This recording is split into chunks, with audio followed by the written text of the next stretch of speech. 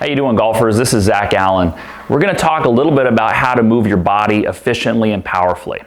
Something that I see a lot of people buy into is that if they make a bigger turn on their backswing, they're going to hit the ball farther. Okay? Now, obviously, increasing your range of motion, you've got a little more potential for speed, but we've moved so many parts up and out of it, how are we ever going to return to a good impact position? Okay, so I want to kind of dissect and talk a little bit about how the body works well, and I think once you go through and see some of these pieces, it's really going to improve your backswing. And I know also that having a good backswing can literally almost make the downswing feel automatic, especially for those of you who've been struggling with trying to get a position in the downswing. Sometimes just getting that backswing in a great spot fixes everything else. So I want to talk about some angles. You obviously notice I've got this MySwing 3D on, which is great because we can see kind of live motion.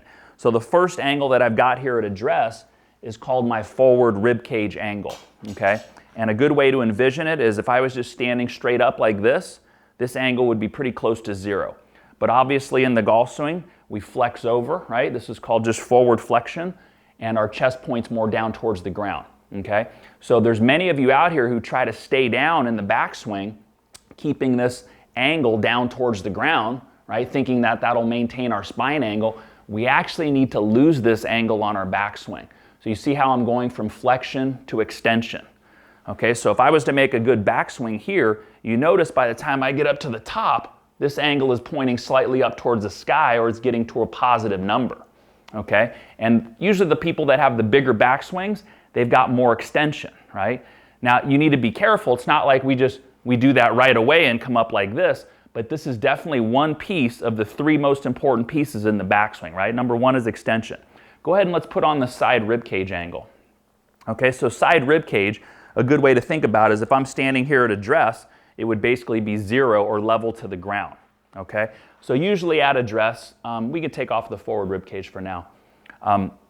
Usually at address, the side of my rib cage will be a little lower because my right hand's lower.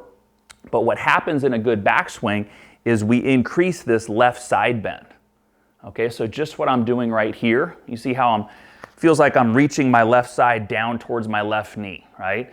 Because we play on a tilted angle and the ball's on the ground, that's a really important piece in the backswing. This left side bend combined with that extension piece that we were just talking about. Okay, the last piece of all these is just body rotation. And I find that that's something that everybody does fairly easily. They know how to rotate. What's hard is blending those other two pieces. Okay, so go ahead and let's put both on at the same time. So now we've got both those angles, the forward and the side ribcage angles. I want you to notice here as I go to make a normal backswing, watch what happens. Watch how these numbers will just seamlessly change one over the other. Right, so you're seeing my side rib cage angle go from a slight positive, right, down to a negative number. And then you're seeing my forward flex number, right, go into an extension number up at the top.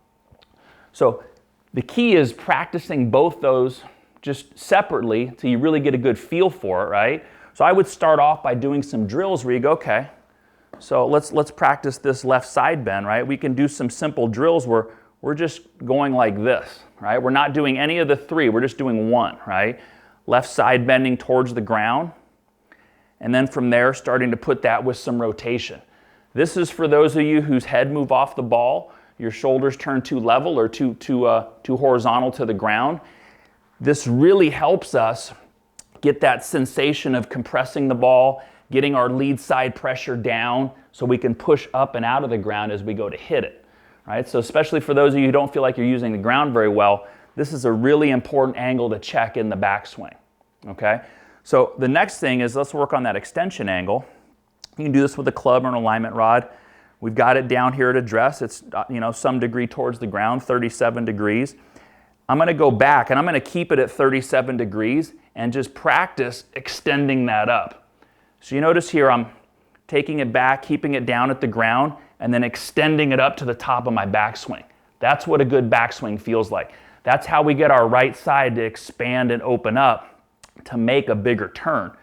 But all the while not compromising this angle that I've got at address. So you notice as I do it, my spine angle really never looks like it changed, okay?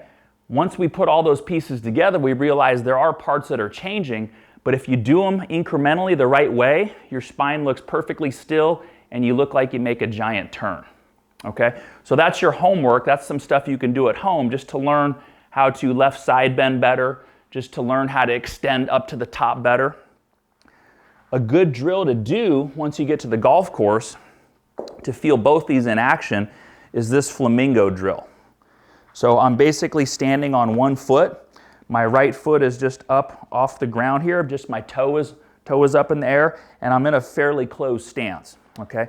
The reason why this drill is so good is it makes it a lot easier for my right side to pull up and back so that I can really get a good sensation of keeping my lead shoulder down towards the ground, right? And as I start down, once again, very easy to get my pressure forward and then the push up and out of the ground as I hit it.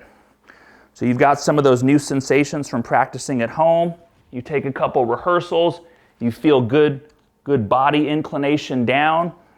You feel your right side extending up and back. I can feel my right hip and my right shoulder going up and behind me. That really increases my range of motion. And then we start to hit some easy shots. So here's a 3D capture of me hitting a full 7-iron, and I've got the spine angle at 34 degrees at address. And you notice as I take my backswing, I'm getting a good full turn, but that angle of inclination, that spine angle, is never changing, right? So the beauty in that, right, and the secret to doing that consistently, it lies in mastering how you move those two angles, that forward rib cage and that side rib cage, okay? Not only in how you move, but how the numbers will exchange places and how they're gonna do it incrementally and in a nice fashion to where you can see one going to a negative and one going to a positive, and they both do it to the same amount, roughly, okay? If one gets too big and the other one not big enough, you're gonna have a sway, you're gonna have a dip, you're gonna have all these different issues that we'll see crop up in different backswings. But once you learn to work them both up to the top with a good full turn, you're going to have mastered a good, powerful backswing position. So I hope everybody enjoyed that video.